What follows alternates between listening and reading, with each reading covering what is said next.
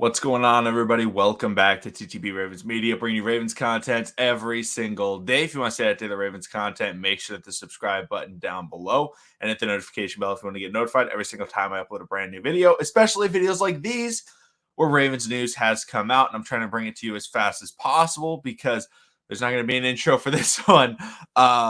Jeff Zrebiec reported a while ago, like the other reporters had announced, like Ravens in talks to trade away Shaun Wade, but Jeff Zrebiec was the first person to come out with the details, and he said for Wade, the Ravens are getting from the Patriots a 7th-round pick in 2022 and a 5th-round pick in 2023. I think a lot of people that were, once they heard about the trade, the expectations that I saw were extremely high, and I think that it was just overvalued, okay? Because you have to look at the position that the Ravens are in, okay?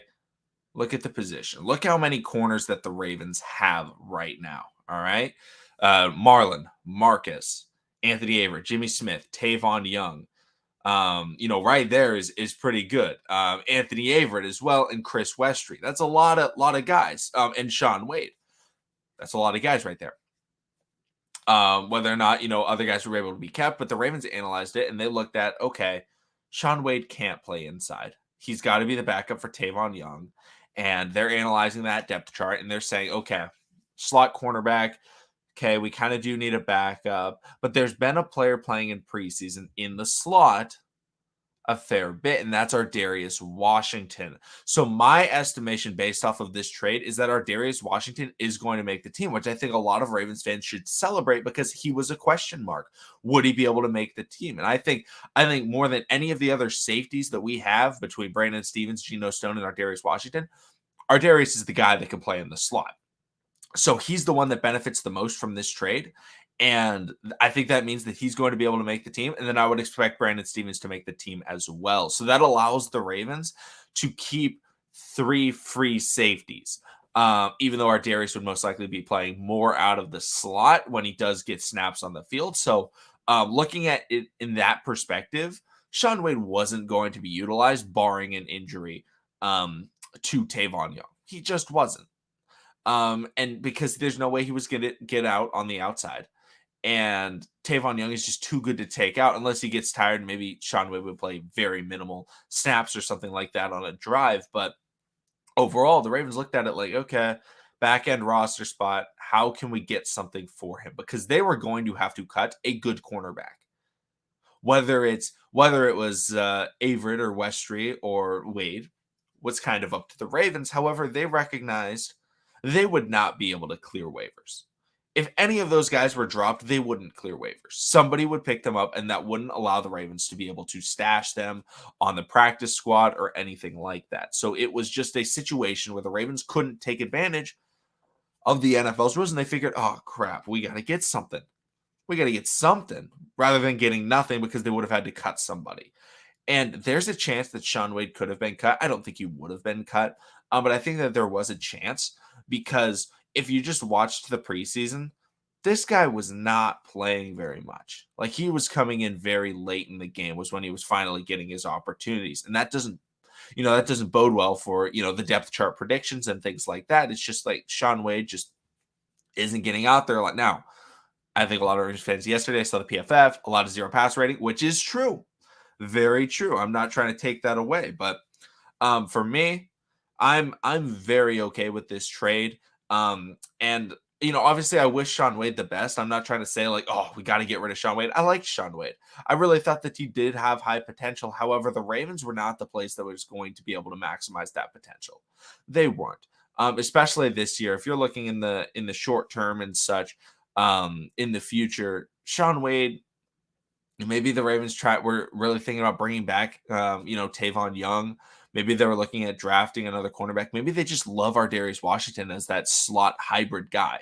I don't know exactly. Obviously, I'm not Eric DeCosta. I can't speak to why exactly it was Shaun Wade that they decided to move, other than the fact that I think Shaun Wade had the highest value out of any of the cornerbacks that the Ravens had that were on the back end of the depth chart. I think he has higher value than Anthony Averett because of the potential that scouts had seen.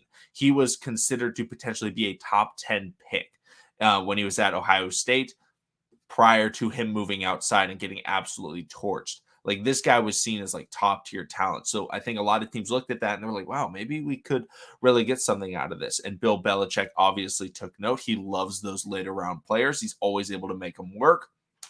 And so he was the guy that was like, you know what, we can go out and do it. And I think that this is good value on the return. I don't think people should be upset about this. I know a lot of people were really wanting. I saw some people saying like, "Oh, get Gilmore." I saw people saying, "Oh, I'd take a third round pick." That's not. If you're ever trading a draft pick from the year that you drafted them, you are not going to get a higher pick than what you picked them for. You're not. And the Ravens were able to get a fifth and a seventh, and they're a fifth and a seventh from the Patriots. So for me, I'm completely okay with it. I mean, think about it. The Ravens got most likely a contributing member for a seventh round pick in Josh Oliver. I expect him to make the team after what we've seen in preseason.